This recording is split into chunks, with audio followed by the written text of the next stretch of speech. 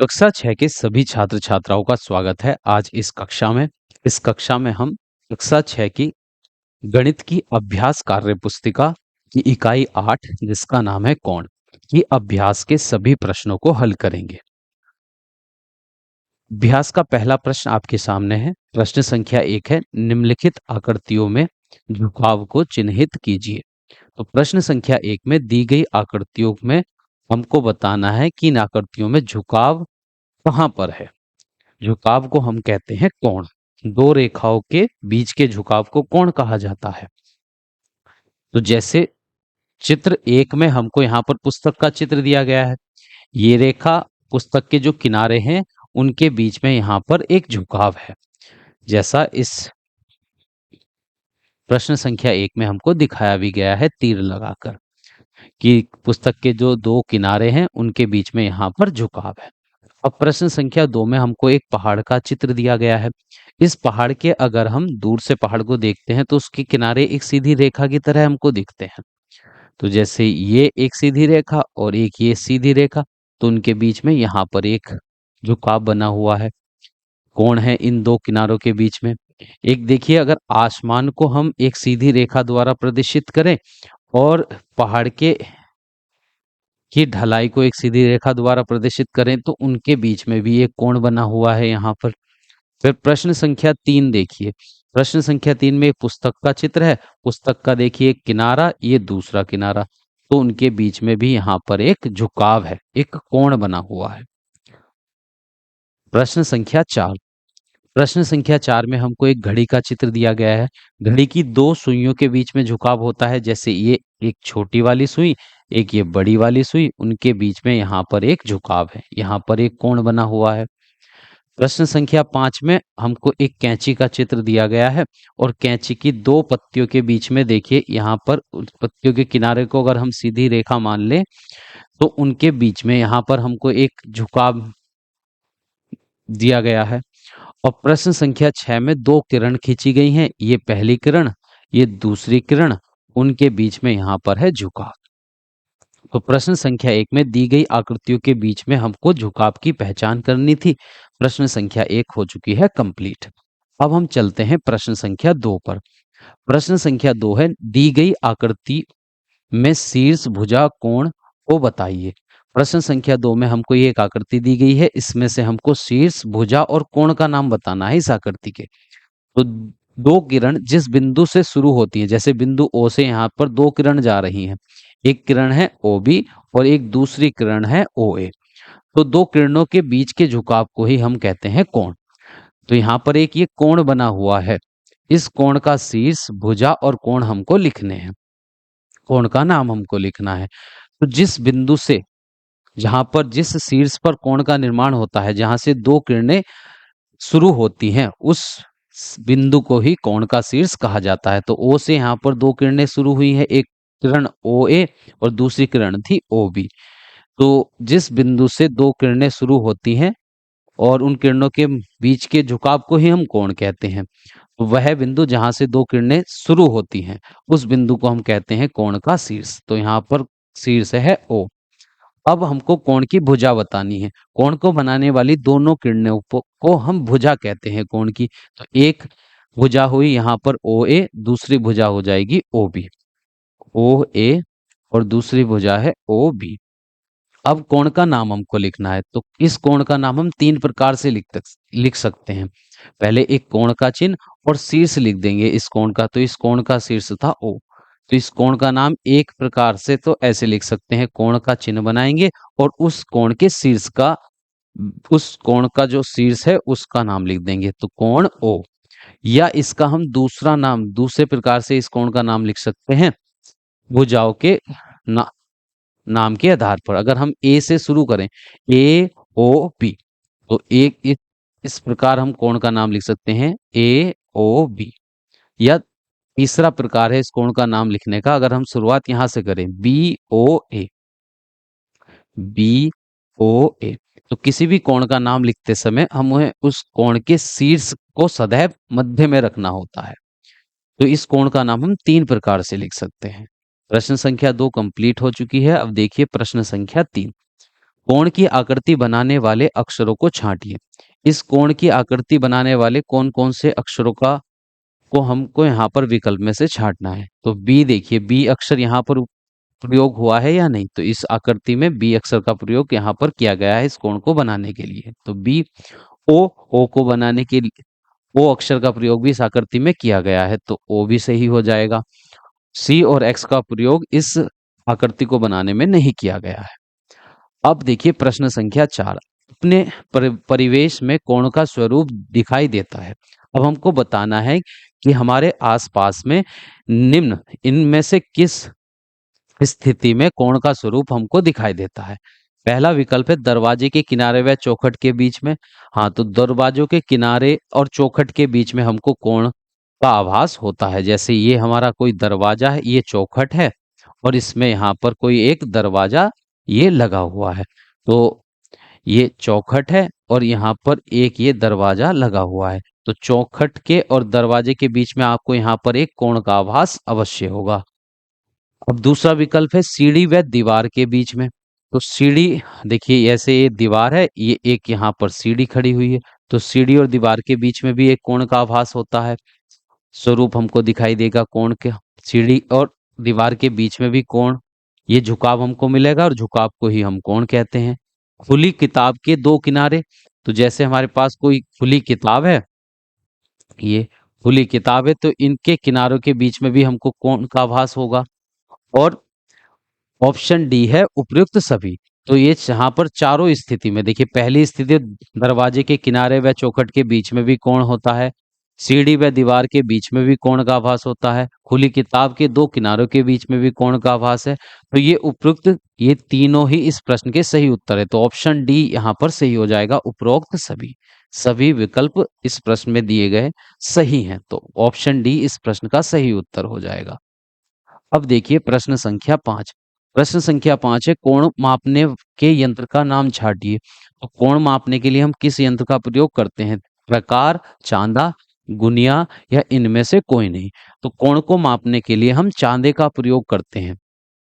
आपके geometry box में चांदा होगा जिसकी मदद से हम कोण का मापन करते हैं। प्रश्न संख्या 6 देखिए, गुनिया से बनने वाले कोणों के नाम लिखिए। अब ये गुनिया क्या होता है? देखिए जो आपके ज्योमेट्री बॉक्स में आपने दो इस तरह के, आपको मैं दिखा देता हूं, दो इस तरह के यंत्र देखे होंगे। ये पहला यंत्र है और ये दूसरा। तो ये गुनिया कहलाते हैं। गुनिया दो प्रकार के होंगे। देखिए एक गुनिया में यहाँ पर पहले प्रकार का जो यंत्र है, यहाँ पर एक कोण 90 डिग्री का और दो कोण, एक 30 डिग्री का कोण होता है और एक होता है एक 30 डिग्री का और एक 60 डिग्री का। एक गुनिया में एक कोण 90, 30 और 60 डिग्री का। दूसरे प्रकार का जो गुनिया होता है उसमें एक कोण 90 डिग्री का होता है, दूसरा कोण 45 का और तीसरा कोण भी 45 का होता है। तो दोनों प्रकार के गुनियों की सहायता से हम, देखिए एक गुनिया से हम 90, 30 और 60 डिग्री का कोण बना सकते हैं और एक गुनिया में एक कोण 90, 45 और 45 के दो कोण होते हैं। तो देखते हैं कौन से विकल्प में होगा। अब यहाँ पर तो दो प्रकार की गुनिया होते हैं। एक गुनिया में तो एक है 90, 30, 45। तो देखिए ये ऑप्शन तो गलत हो जाएगा। दूसरा ऑप्शन है 90, 45, 45। तो हाँ ये है कि गुनिया में एक कोण 90 का और दो कोण 45 के होते हैं। एक प्रकार का गुनिया तो ये होता है। दूसरा 90, 60, 30, ये भी एक गुनिया वह होता है जिसमें 30 डिग्री के कोण का मापन कर सकते हैं। 30 डिग्री का कोण होता है 90, 60, 30। और एक है 90, 60, 45, ये वाला गुनिया हमारे पास नहीं होता है। ऑप्शन नंबर प्रश्न संख्या 7 देखिए। अब कोण के अभ्यंतर और बहिर्भाग में स्थित बिंदुओं के नाम लिखिए। प्रश्न संख्या 7 में हमको एक कोण का चित्र दिया गया है। इस कोण के अभ्यंतर, तो कोण को बनाने वाली भुजा के जो बीच का क्षेत्र होता है उसको हम अंतःभाग कहते हैं और कोण को बनाने वाली भुजाओं के जो बाहर का क्षेत्र होता है, जैसे ये बाहर का जो क्षेत्र है, ये कहलाता है बाह्य भाग। अब हमको बताना है इस कोण के अंतःभाग, अभ्यंतर अर्थात अंतःभाग में कौन कौन से बिंदु हैं। कोण के अभ्यंतर क्षेत्र में स्थित बिंदु के नाम लिखने हैं पहले हमको, फिर कोण के बहिर्भाग क्षेत्र में स्थित बिंदु के नाम लिखने हैं। कोण के अभ्यंतर का मतलब होता है अंदर की ओर। तो इस कोण के अंदर कौन कौन से बिंदु है? एक बिंदु M है और एक बिंदु N है। पहले में तो आ जाएगा M और N।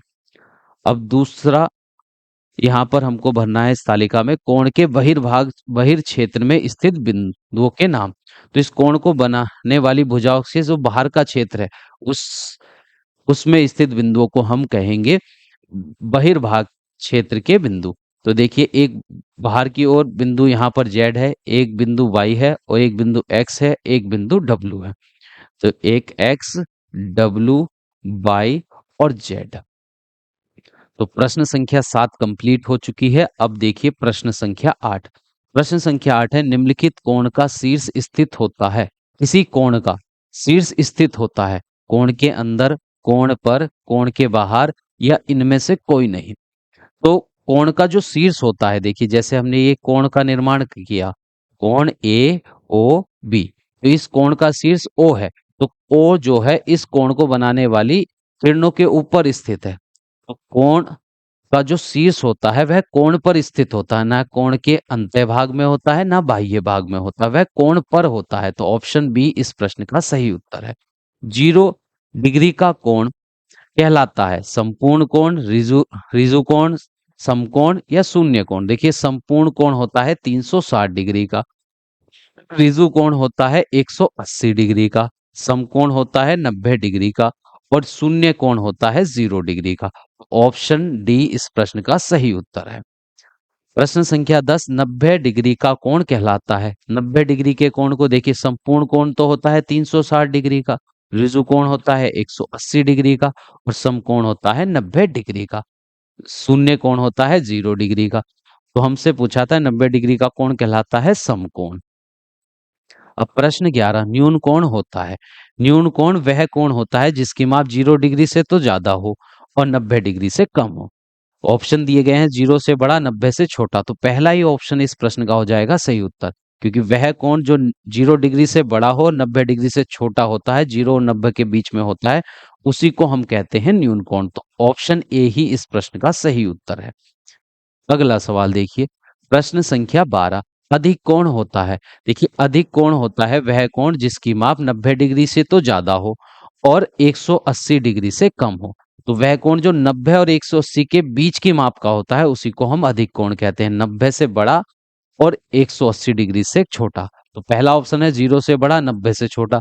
तो 0 से बड़ा, 90 से छोटा तो होता है न्यून कोण। 0 से छोटा, 90 से बड़ा, ऐसा कोई कोण होगा नहीं जो 0 से छोटा है और 90 से बड़ा है। 90 से बड़ा व 180 से छोटा, यही कोण कहलाता है अधिक कोण, जिसकी माप 90 डिग्री से ज्यादा और 180 डिग्री से कम होती है, अधिक कोण। प्रश्न संख्या 13, वृहत कोण होता है। वृत्त कोण किसको कहते हैं? 0 डिग्री से बड़ा, 90 से छोटा, ये तो कहलाता है न्यून कोण।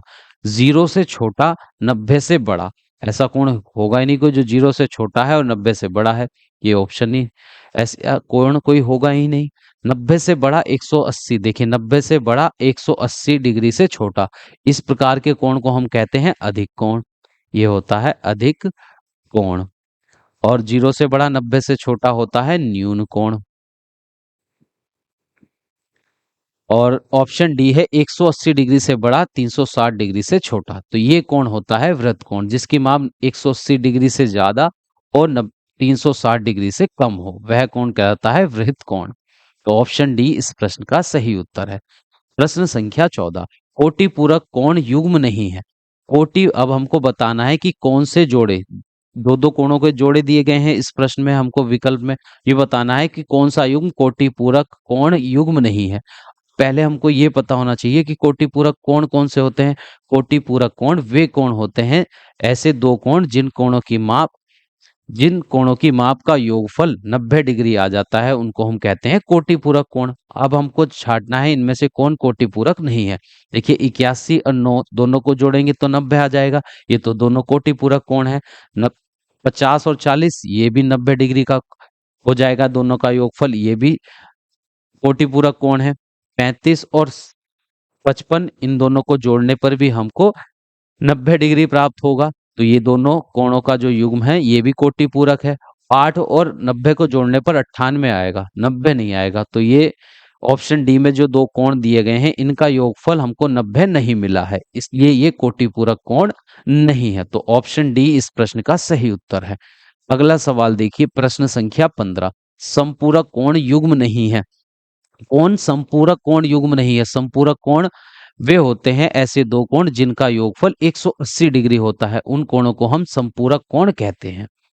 तो 29 और 151, 29 डिग्री और 151, इन दोनों को जोड़ लेंगे तो हमको मिलेगा 180 डिग्री। तो ऐसे कोण जिनका योगफल 180 डिग्री आता है उन्हीं को हम संपूरक कोण कहते हैं, पर हमको यहाँ पर देखना है कौन संपूरक नहीं है। 45 और 145 दोनों को जोड़ेंगे तो 190 आएगा। तो इन दोनों कोणों का योगफल हमको 180 डिग्री नहीं मिला है, इसलिए ये संपूरक कोण नहीं है। तो ऑप्शन बी ही इस प्रश्न का सही उत्तर हो जाएगा। 60 और 120 जोड़ेंगे 180, ये दोनों संपूरक कोण है। 65 और 135 अगर हम जोड़ लेंगे यहाँ पर तो हमको यहाँ पर मिल जाएगा, देखिए 65 और 135 दोनों को अगर हम जोड़ें तो 135 और 5 140, 140 में 60 जोड़ेंगे तो हो जाएगा 200। तो इन दोनों का योगफल भी हमको 180 नहीं मिला है। तो ये ऑप्शन डी में भी जो दो कोण दिए गए हैं ये भी संपूरक कोण नहीं है। अब प्रश्न संख्या 16 देखिए, चित्र में बनने वाले कोण का नाम बताइए। देखिए इस चित्र में हमको दो कोण दिए गए हैं, एक ऊपर वाली रेखा और एक तीसरी रेखा के बीच में, एक नीचे वाली रेखा और तीसरी रेखा के बीच में। तो जब दो रेखाओं को एक तिरछी रेखा काटती है तो दोनों प्रतिच्छेदन बिंदु, दोनों रेखाओं के जो ये दो प्रतिच्छेदन बिंदु मिलते हैं इन पर एक बाहर का कोण, एक बाह्य कोण और एक अंत्य कोण दोनों कहलाते हैं संगत कोण। जैसे यहाँ पर दो सीधी रेखा है, उनको एक ये तिरछी रेखा काट रही है, तो ऊपर वाले बिंदु पर प्रतिच्छेदन बिंदु का तो ये अंतः कोण है और दूसरे वाले बिंदु का ये बाह्य कोण है, बाहर की ओर बना कोण है। तो जब एक तिर्यक रेखा दो रेखाओं को विभाजित करती है अलग अलग बिंदुओं पर, तो उस तिर्यक रेखा के एक ही ओर का एक बाह्य और एक अंतः कोण दोनों का युग्म कहलाता है एक संगत कोण। तो यहाँ पर ऑप्शन है एकांतर कोण, संगत कोण, शीर्षाभिमुख कोण, संलग्न कोण। तो ऑप्शन बी इस प्रश्न का सही हो जाएगा उत्तर, क्योंकि ये है संगत कोण। क्योंकि जब दो सीधी रेखाओं को तिर्यक रेखा काटती है तो उस तिर्यक रेखा के एक ही ओर का एक बाह्य और एक अंत्य कोण का जोड़ा कहलाता है संगत कोण। तो ऑप्शन बी इस प्रश्न का सही उत्तर है। अब चलते हैं अगले सवाल पर। प्रश्न संख्या 17, पार्श्व चित्र में बनने वाले कोण का नाम बताइए। पार्श्व चित्र में, अब इस चित्र में बनने वाले कोण का नाम बताना है। तो एक सीधी रेखा ये ऊपर है, एक सीधी रेखा नीचे है। दो सीधी रेखाओं को एक ये तिर्यक रेखा विभाजित कर रही है, अलग अलग बिंदुओं पर काट रही है। तो तो जब एक तिर्यक रेखा दो सीधी रेखाओं को अलग अलग बिंदुओं पर प्रतिच्छेद करती है तो उन प्रतिच्छेद बिंदुओं पर देखिए तिर्यक रेखा के एक एक शीर्ष पर तिर्यक रेखा के एक ओर का कोण, दूसरे शीर्ष पर दूसरी ओर का कोण, ये दोनों कोण कहलाते हैं और अंत्य क्षेत्र के कोण कहलाते हैं एकांतर अंतः कोण। एकांतर अंतः कोण, जो तिर्यक रेखा से एक शीर्ष पर तिर्यक रेखा के एक कोण तो एक और होना चाहिए, एक दूसरी ओर होना चाहिए। तिर्यक रेखा से दोनों ओर दो दो सीधी रेखाओं को जब एक तिर्यक रेखा काटती है तो वह तिर्यक रेखा के अलग अलग दोनों ओर के कोण एकांतर कोण कहलाते हैं। देखिए ये बाईं ऊपर की ओर है, ये नीचे की ओर है। तिर्यक रेखा से दोनों कोण अलग अलग एक दूसरे के विपरीत ओर है, एक तिर्यक रेखा के से ऊपर है, एक तिर्यक रेखा के नीचे है और दोनों अंतः क्षेत्र में है, इसलिए हम इनको कहेंगे एकांतर अंतः कोण या एकांतर कोण। ऑप्शन ए इस प्रश्न का हो जाएगा सही उत्तर।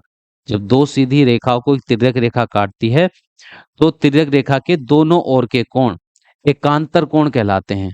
देखिए जैसे ये वाला कोण और ये दोनों होंगे एकांतर अंत्य कोण, ऐसे ही ये वाला कोण और ये वाला कोण ये भी एकांतर अंत्य कोण होंगे। ये वाला कोण और ये वाला कोण ये बाह्य एकांतर कोण होंगे। ये कोण और ये बाह्य एकांतर कोण होंगे। तो एकांतर कोण वे होते हैं ऐसे दो कोण जो तिर्यक रेखा से अलग अलग ओर हो, एक ऊपर हो तो एक दूसरी, दोनों से विपरीत ओर होने चाहिए। ऑप्शन नंबर प्रश्न संख्या 18, पार्श्व चित्र में बनने वाले कोण का नाम। देखिए यहाँ पर इस चित्र में किस प्रकार का कोण बना हुआ है। जब दो रेखाएं एक दूसरे को एक बिंदु पर प्रतिच्छेद करती हैं तो विपरीत ओर के कोण शीर्षाभिमुख कोण बनते हैं। चार प्रकार के कोण बनते हैं, जैसे एक कोण यहाँ पर बनेगा, दूसरा, तीसरा और चौथा। तो ये दूसरे और चौथे नंबर का जो कोण है ये दोनों कोण कहलाएंगे शीर्षाभिमुख कोण। इसी प्रकार तीसरे, पहले और तीसरे नंबर का कोण भी शीर्षाभिमुख कोण का युग्म कहलाएगा। तो ऑप्शन नंबर सी इस प्रश्न का सही उत्तर है, शीर्षाभिमुख कोण। अब ऑप्शन प्रश्न संख्या 19, पार्श्व चित्र में बनने वाले कोण का नाम बताना है हमको। इस चित्र में कौन सा कोण बना हुआ है? एकांतर कोण है, संगत कोण है, शीर्षाभिमुख कोण है या संलग्न कोण है?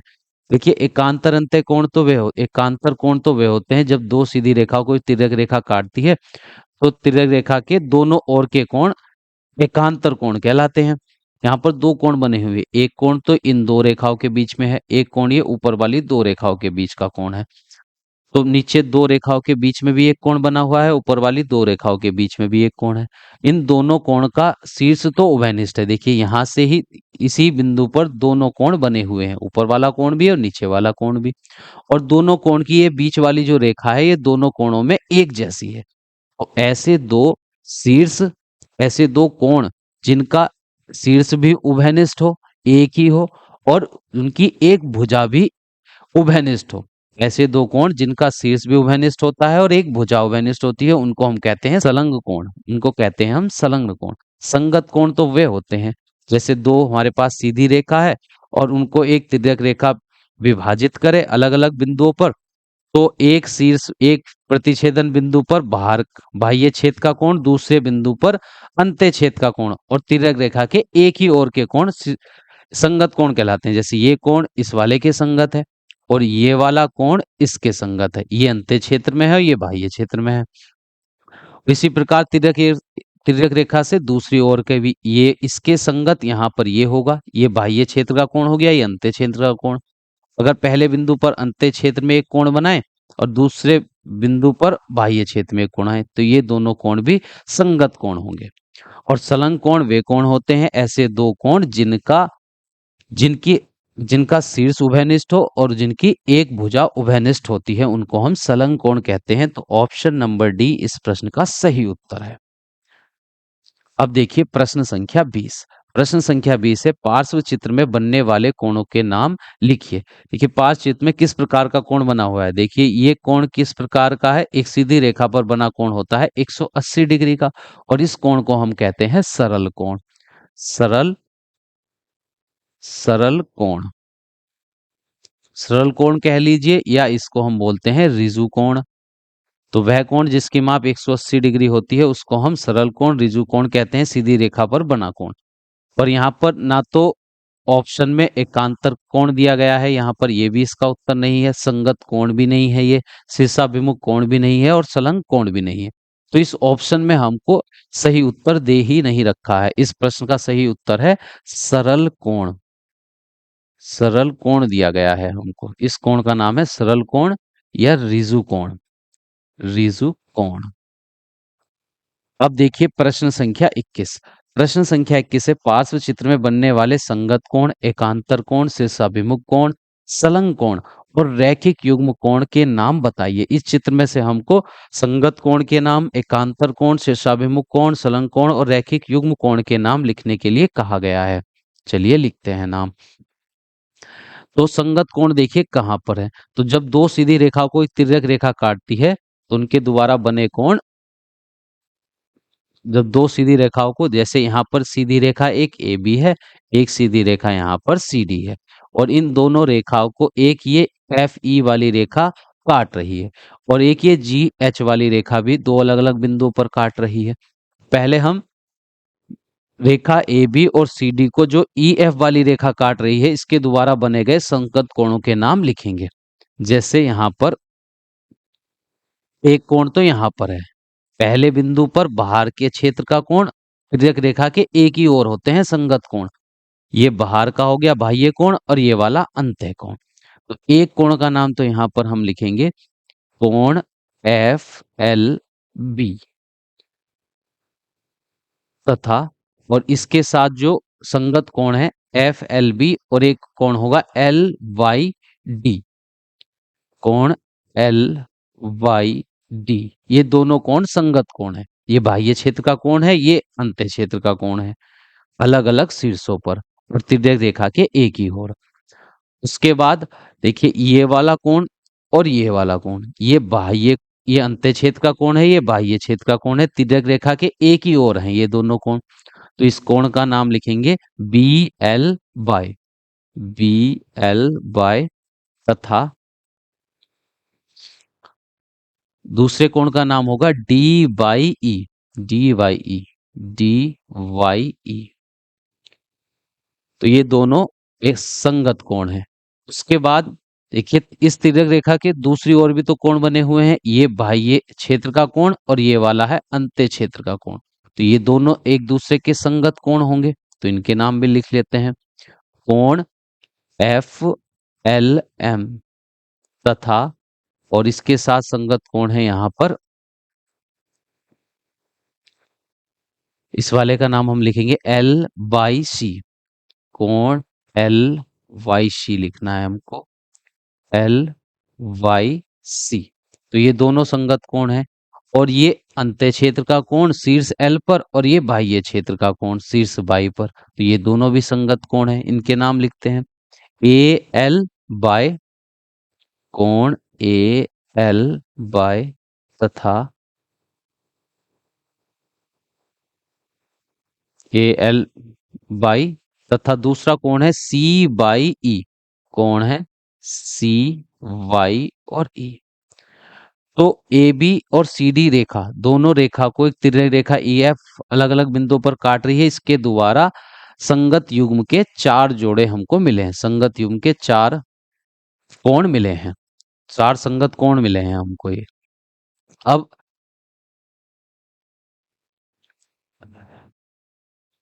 अब इस आकृति में देखिए दूसरी रेखा, सीधी रेखा है यहाँ पर ए बी और सी डी, ये दोनों सीधी रेखा है। इन दोनों सीधी रेखाओं को एक तिर्यक रेखा जी एच, जी एच भी तो अलग अलग 2 बिंदुओं पर प्रतिच्छेद कर रही है, तो इसके द्वारा भी कुछ संगत कोणों के युग्म बनेंगे। अब उनके नाम भी हम इसमें लिख लेते हैं, ठीक है।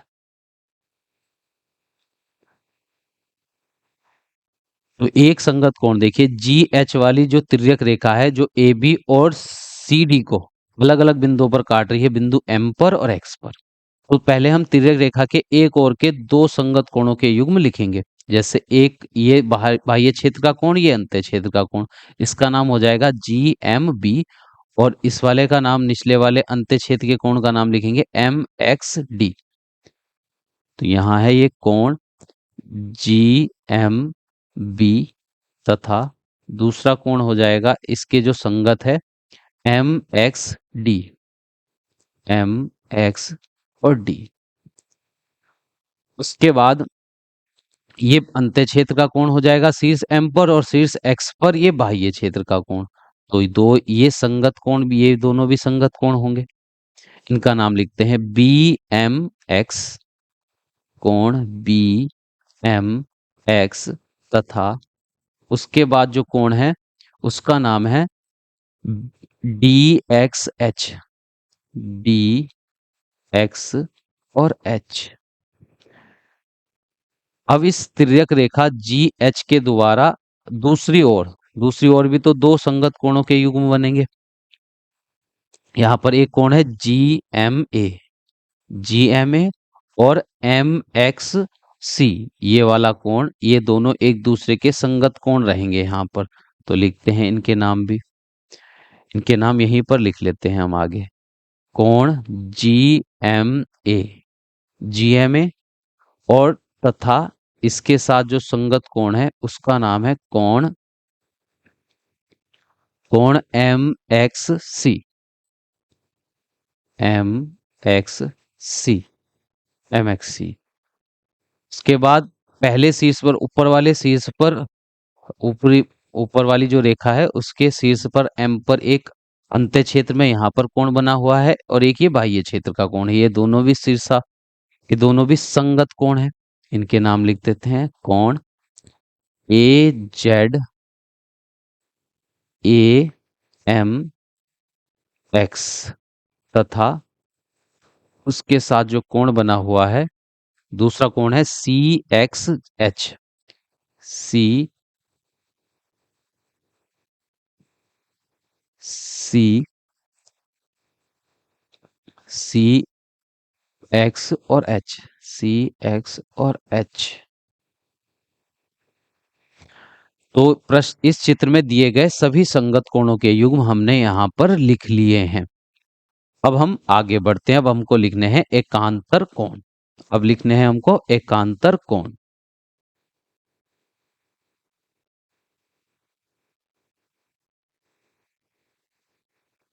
अब एकांतर अंत्य कोण है इस चित्र में। अब इसको यहां पर हटा देते हैं। ये एकांतर कोण। अब एकांतर कोण क्या होते हैं? जब दो सीधी रेखाओं को एक तिर्यक रेखा काटती है तो तिर्यक रेखा से दोनों ओर के अलग अलग शीर्षों पर दूसरी ओर एक दूसरे के विपरीत और जो कोण बनते हैं उनको एकांतर कोण कहते हैं।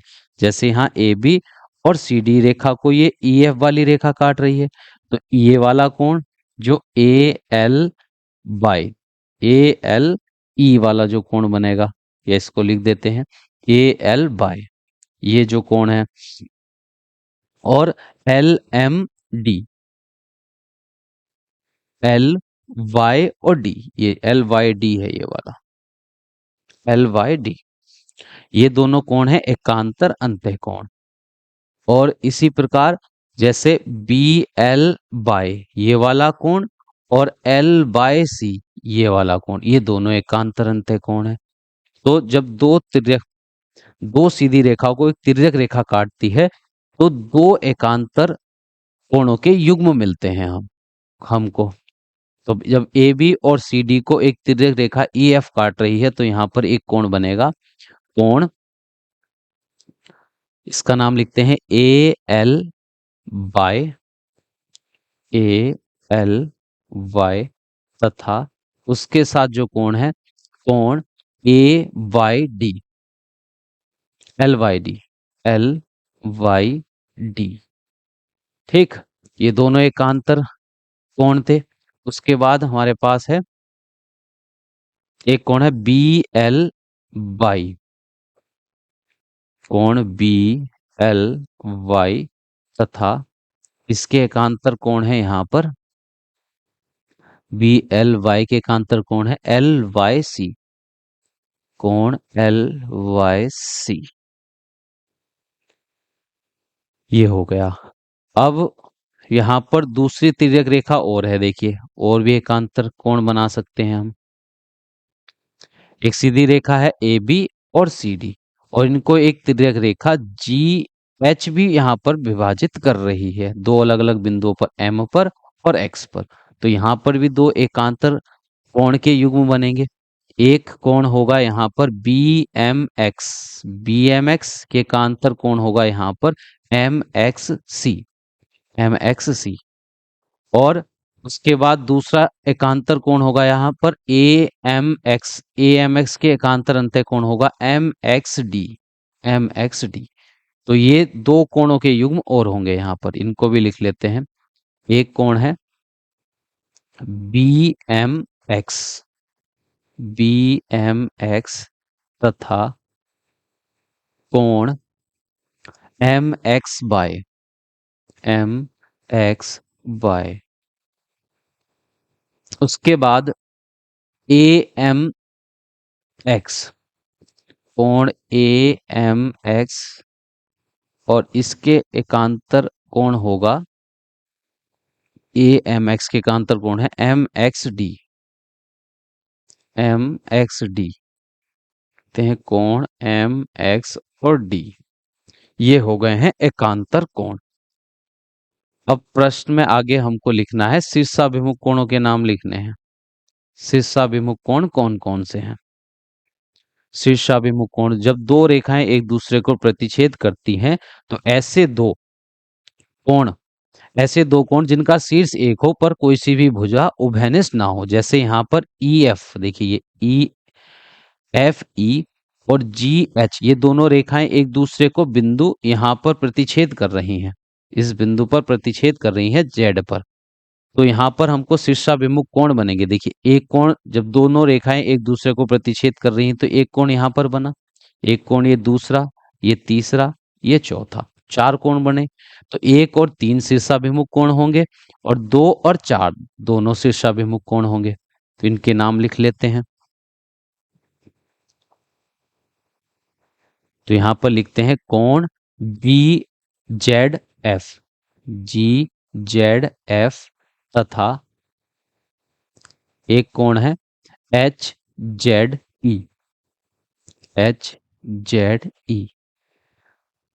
उसके बाद ये दोनों शीर्षाभिमुख कोण है, एक कोण है जी जेड ई, कोण जी जेड ई, तथा कोण एफ या H Z F, H Z और एफ, ये दोनों कोण शीर्षाभिमुख कोण के युग्म हैं। अब हमको लिखना है ऐसे कोणों के नाम जो संलग्न कोण हो। संलग्न कोण ऐसे दो कोण जिनका शीर्ष एक ही हो और एक भुजा उभयनिष्ठ हो, ऐसे कोणों को हम कहते हैं संलग्न कोण। देखिए यहाँ पर कौन कौन से कोण संलग्न कोण है। जैसे देखिए जी एम ए और जी एम बी, ये दोनों कैसे कोण है, संलग्न कोण है। लिख देते हैं इनके नाम, जी ए एम तथा कोण जी एम बी, दोनों संलग्न कोण है क्योंकि दोनों कोणों के युग्म, दोनों कोणों का शीर्ष यहाँ पर एम है और एक भुजा जी एम दोनों में उभयनिष्ठ है। उसके बाद और भी यहाँ पर बनेंगे ऐसे ही संलग्न कोण। एक संलग्न कोण यहाँ पर हो जाएगा एफ एल एम, ये एफ एल एम, और एक एफ एल बी, ये दोनों कोण, ये दोनों संलग्न कोण होंगे। तो यहाँ लिखते हैं कोण एफ एल और एम, एफ एल एम, तथा कोण F L B, F L और बी, ये दोनों एक दूसरे के संलग्न कोण हैं क्योंकि इनका शीर्ष एल उभयनिष्ठ है और इनकी एक भुजा एफ एल वाली जो ये भुजा है ये उभयनिष्ठ है दोनों में। और दूसरी रेखा पर भी दो संलग्न कोणों के युग्म हम लिख सकते हैं। यहाँ पर देखिए यहाँ पर जेड बाई एल, जैसे ये जेड वाई और एल, ये भी, और जेड वाई एक्स, ये दोनों कोण भी कैसे हैं, संलग्न कोण हैं। तो लिखते हैं कोण जेड वाई एल तथा कोण जेड वाई और एक्स। ऐसे ही इस वाली भुजा पर देखिए जेड एक्स बाई और जेड एक्स डी, ये दोनों भी संलग्न कोण हैं। तो लिखते हैं कोण जेड एक्स वाई तथा जेड, कोण जेड एक्स डी, ये दोनों संलग्न कोण हैं एक दूसरे के। अब अगले प्रकार का कोण है रैखिक युग्म कोण। रैखिक युग्म कोण वे कोण होते हैं, ऐसे दो कोण जिनका योगफल 180 डिग्री आ जाए। ऐसे दो कोण जो एक ही रेखा पर बने हो और जिनका कोण क्या हो, 180 डिग्री हो। सरल रेखा पर बने कोण रैखिक कोण कहलाते हैं। तो जैसे यहाँ पर देखिए ये जो संलग्न कोण हमने लिखे हैं, ये एक ही रेखा पर बने कोण है। जैसे यहाँ पर एक कोण था ये G M A, G M A और जी एम बी, दोनों यहाँ पर एक सीधी रेखा ए बी पर बने हुए कोण है ये। एक तो जी एम ए और जी एम बी, ये दोनों किस प्रकार के कोण है, एक ही सरल रेखा पर बने कोण है। तो इनका युग्म, ये एक रैखिक युग्म होंगे। इन दोनों का योगफल हमको मिलेगा 180 डिग्री। तो लिखते हैं कोण जी एम ए तथा कोण जी एम बी, दोनों रैखिक युग्म हैं, इन दोनों का योगफल 180 आएगा। और जो हमने संलग्न कोण में जितने भी युग्म लिखे हुए हैं, जैसे ये कोण एफ एल एम और एफ एल बी, ये भी एक सीधी रेखा पर बने कोण है, तो इनका योग भी 180 हमको मिलेगा, ये भी रैखिक युग्म कहलाएंगे। जो संलग्न कोण के जितने भी युग्म हमने ऊपर वाले बॉक्स में लिखे थे, ये सभी रैखिक युग्म भी हैं क्योंकि ये एक सीधी रेखा पर बन रहे थे। इनका कोणों का, इन दोनों कोणों का योगफल सदैव हमको 180 ही मिलेगा। जो इतने भी संलग्न कोण हैं ये सभी रैखिक कोण भी हैं इस चित्र के। ठीक है नहीं, जरूरी नहीं है कि सभी संलग्न कोण रैखिक युग्म हो, पर यहाँ पर जितने भी संलग्न कोण के युग्म हमने लिखे हैं 1 2 3 4, ये चारों युग्म रैखिक युग्म कोण भी हैं, क्योंकि इन सभी का योगफल हमको 180 भी मिलेगा। ये सभी संलग्न कोण एक ही सीधी रेखा पर बने हुए कोण हैं, इसलिए ये एक रैखिक युग्म कोण भी है। तो इन सभी को हम यहां पर भी लिख लेंगे, कोण एफ एल एम तथा कोण एफ एल बी, कोण जेड वाई एल तथा कोण जेड वाई एक्स, कोण जेड एक्स वाई तथा कोण जेड एक्स डी। प्रश्न संख्या 21 कंप्लीट हो चुकी है। अब हम चलते हैं प्रश्न संख्या 22 पर। प्रश्न संख्या 22 है, निम्न कोणों को चांदे से मापकर कोण का नाम लिखिए और बताइए कि यह वह समकोण है, न्यून कोण है या अधिक कोण है। अब चांदे की सहायता से हमें कोणों का मापन करना है। अब हम चांदा लेते हैं। देखिए चांदे को रखेंगे यहाँ इस कोण के मध्य, चांदे के मध्य बिंदु को इस कोण के शीर्ष पर रखेंगे और कोण देखते हैं कितने डिग्री का। देखिए ये रेखा तो जा रही है 0 डिग्री पर और ये ऊपर वाली रेखा मिल रही है हमको 60 डिग्री पर। तो ये कोण है ये कोण है 60 डिग्री का, और 60 डिग्री के कोण को हम कहते हैं, ये 0 और 90 के बीच का कोण है, इसको हम कहते हैं न्यून कोण। ये है न्यून कोण। अब अगला कोण का मापन करते हैं। देखिए इस कोण के शीर्ष को रखते हैं चांदे के मध्य बिंदु पर। अब देखिए ये वाली कोण तो 0 डिग्री पर है, ऊपर वाले पैमाने पर देखेंगे हम, और ऊपर वाली जो रेखा है वो देखिए किस कोण पर जा रही है। ये हमको मिल रही है 25 डिग्री का कोण, 20 और 30 के बीचों बीच है ये। तो ये कोण हमको मिला है 25 डिग्री का कोण, 25 डिग्री।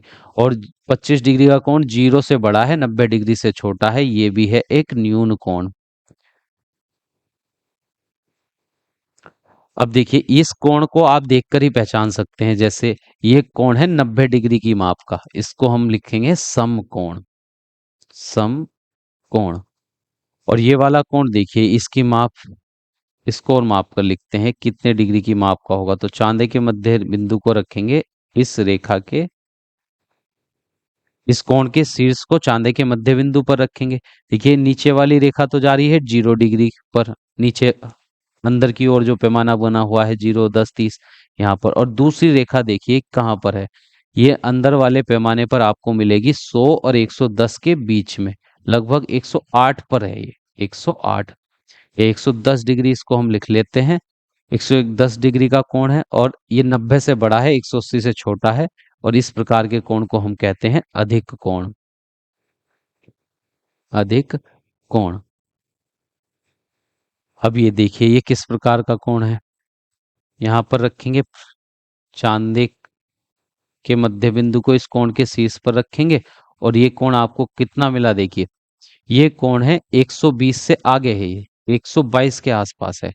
ये कितने डिग्री का कोण है, 122 डिग्री का, और ये 90 से बड़ा है, 180 से छोटा है, ये भी है अधिक कोण, अधिक कोण। अब इस कोण का मापन करते हैं। देखिए इस कोण के शीर्ष को रखेंगे हम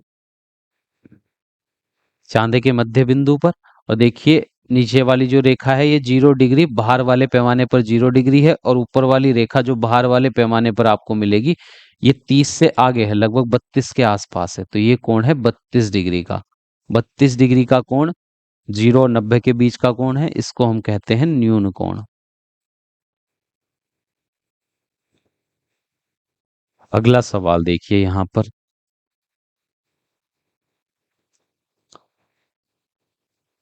चांदा ले लेते हैं पहले।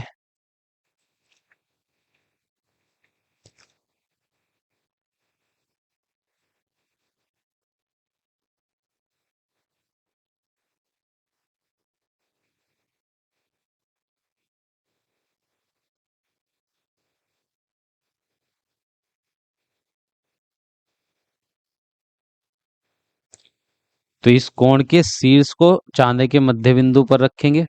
देखिए ऊपर वाली रेखा आपको कहाँ पर दिख रही है, जीरो के सामने, जीरो जा रही है।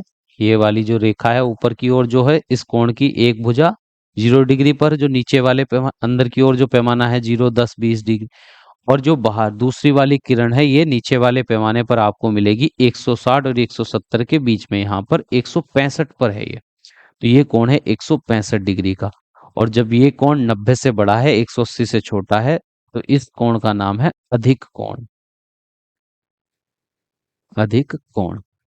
अब इस कोण का मापन करते हैं।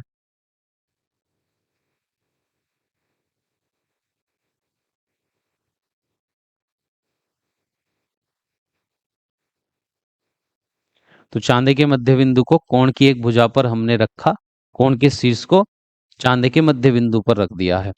और इसकी एक भुजा तो 0 डिग्री नीचे वाले पैमाने पर आपको दिख रही होगी, अंदर की ओर जो पैमाना है चांदे पर, और दूसरी रेखा जो है अंदर की ओर, अंदर वाले पैमाने पर 120 130 पर जा रही है। तो ये कोण है 130 डिग्री का।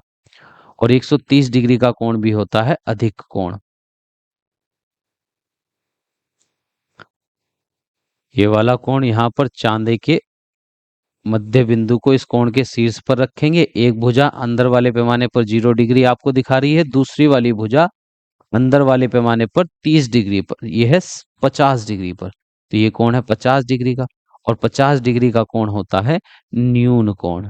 0 से बड़ा और 90 डिग्री, 0 डिग्री, 0 डिग्री से बड़ा और 90 डिग्री से छोटा माप, डिग्री की माप का कोण कहलाता है न्यून कोण। तो प्रश्न संख्या 22 भी हमारी कंप्लीट हो चुकी है। अब हम चलते हैं प्रश्न संख्या 23 पर। देखिए प्रश्न संख्या 23, चित्र को देखकर निम्न कोणों के नाम लिखिए। अभी चित्र को देखकर हमको कुछ कोणों के नाम लिखने हैं। एक तो लिखना है न्यून कोण। न्यून कोण होता है वह कोण जो 0 डिग्री से बड़ा और 90 डिग्री से छोटा हो। तो यहाँ पर न्यून कोण आपको मिल रहा है, देखिए सी डी सी और डी ए, इन रेखाओं के बीच का जो कोण है ये 90 से कम का कोण है। इस कोण का नाम हम लिखेंगे सी डी ए, एक न्यून कोण है। इसी प्रकार एक कोण ये वाला भी, सी डी और डी एफ के बीच का जो ये कोण है ये भी एक न्यून कोण है। तो कोण सी डी एफ, ये दोनों न्यून कोण है इस आकृति में। समकोण, वह कोण जिसकी माप 90 डिग्री हो उसी को हम कहते हैं समकोण। तो भुजा देखिए सी बी और सी ए के बीच में यहाँ पर भी 90 डिग्री का कोण है। तो कोण बी सी ए एक समकोण है। कोण भुजा सी ए और सी डी के बीच में यहाँ पर भी 90 डिग्री का कोण है। तो कोण ए सी डी एक समकोण है। इसी प्रकार नीचे भी आप देख सकते हैं सी बी और सीई भुजा के बीच का कोण, तो ये कोण बी सी ई एक समकोण है। और इसी प्रकार भुजा सी डी और सीई के बीच का कोण भी एक समकोण है, 90 डिग्री का कोण है। तो इस कोण का नाम लिखेंगे डी सी ई। डी सी ई। तो चार समकोण है बने हुए हैं इस आकृति में। अब हमको बताना है रिजु कोण। रिजु कोण वह कोण होते हैं जिनकी माप 180 डिग्री हो, जो सीधी रेखा का निर्माण करते हैं। देखिए जैसे ये वाला कोण है, ये पूरा कोण, इस कोण का नाम है बी सी डी। तो लिखते हैं कोण बी सी डी एक रिजु कोण है, इसकी माप होगी 180 डिग्री। इसी प्रकार देखिए सीई, ए सीई वाली जो रेखा है ये भी तो एक सीधी रेखा है। तो यहाँ पर शीर्ष सी पर एक 180 डिग्री का कोण हमको मिलेगा। तो कोण का नाम लिखते हैं सी ए सी ई, ये एक रिजु कोण है। अधिक कोण वह कोण जिसकी माप 90 डिग्री से ज्यादा हो। तो आप देख सकते हैं यहाँ पर एफ ई और एफ डी के बीच में जो एक कोण बना हुआ है ये 90 से ज्यादा है। तो इस कोण का नाम लिखेंगे हम डी एफ और E, D F E, D F E. तो एक कोण यहां पर आपको मिल गया है डी एफ ई, एक अधिक कोण है जिसकी माप 90 डिग्री से ज्यादा है और 180 डिग्री से कम होगी। 90 और 180 के बीच का कोण है ये। तो प्रश्न संख्या 23 कंप्लीट हो चुकी है और इसी प्रश्न के साथ इकाई हमारी कंप्लीट हो चुकी है। मिलते हैं नेक्स्ट क्लास में नई इकाई के प्रश्नों के साथ।